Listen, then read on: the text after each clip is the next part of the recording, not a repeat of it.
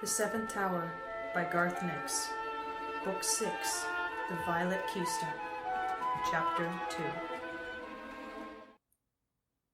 Milla Talonhand, war chief of the Ice Carls, let her hand fall wearily to her side.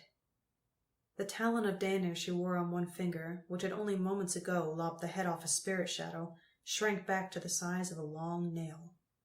Only the glitter of light in its crystal shape hinted at its temporarily dormant powers. "They have fallen back, at least for a time," reported Salesen, the senior shield mother.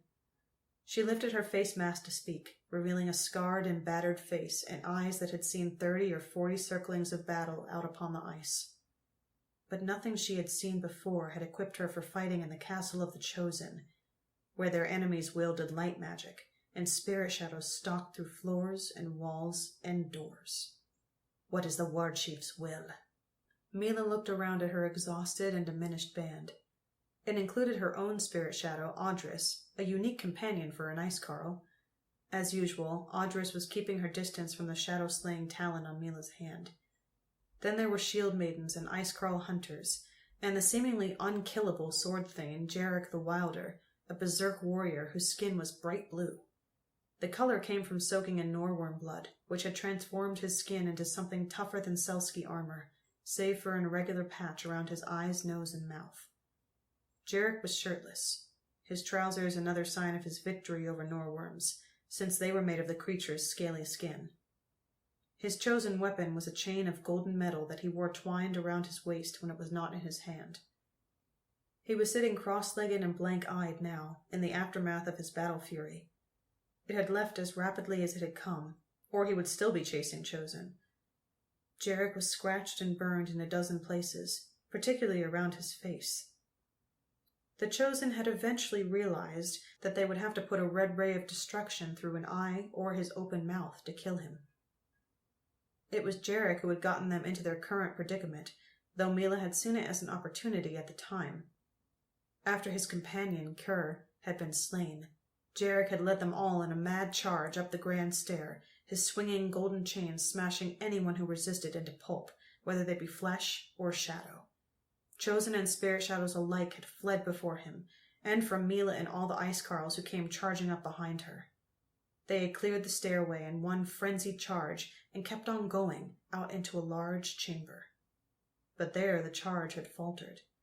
Chosen reinforcements poured in from the higher levels, including many spirit shadows and guards who were accomplished at the more destructive light spells.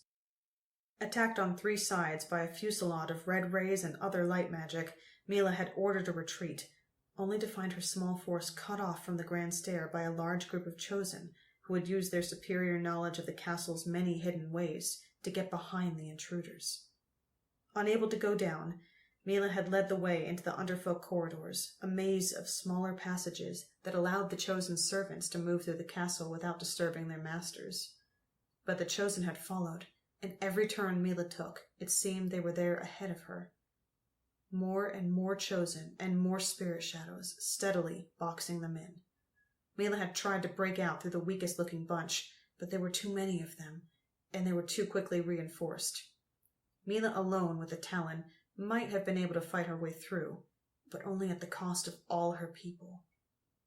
"We'll stand here," answered Milla to Salesen. Here was a large underfolk storage chamber, a rough-hewn cavern easily 200 stretches in diameter, with a very high ceiling. It had 5 doors of varying sizes, all of them now spiked shut by the Ice Carls. Milla knew they were Chosen behind each exit. The doors wouldn't stop spirit shadows, or hold the Chosen if they blasted through. There was no choice but to make a stand. "We will build a ship fort here," Milla continued, indicating the barrels and full sacks that lined the walls. "We will hold it until the main host relieves us." Salesen nodded and immediately started to shout orders to the Ice Carls.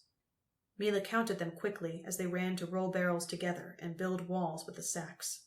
One sack spilled open, showering an Ice Carl with an avalanche of shiny black seed pods. It distracted Milla from her count for a second, but there were too few survivors for her to need to recount. 14 in total.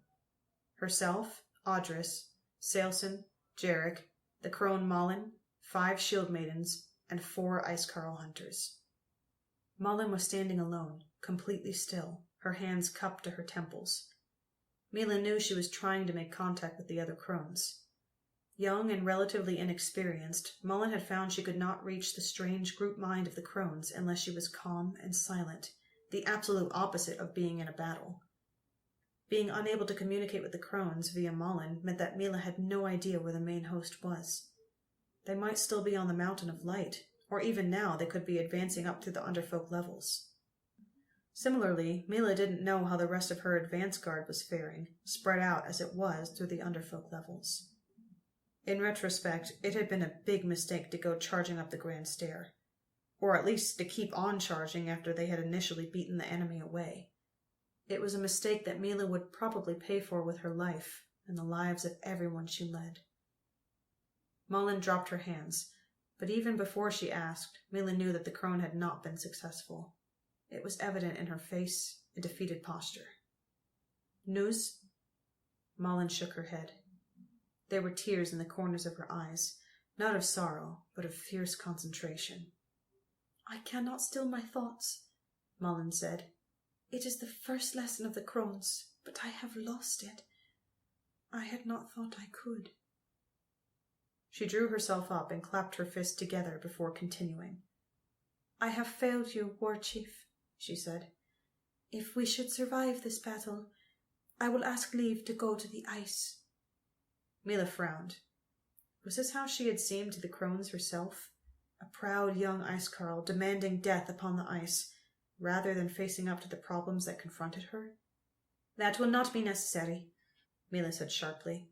You have not failed me, or any of us. Crones do not go to battle, and I expect this is why. I am sure you will hear the crones again. For now, I think we should both start shifting battles.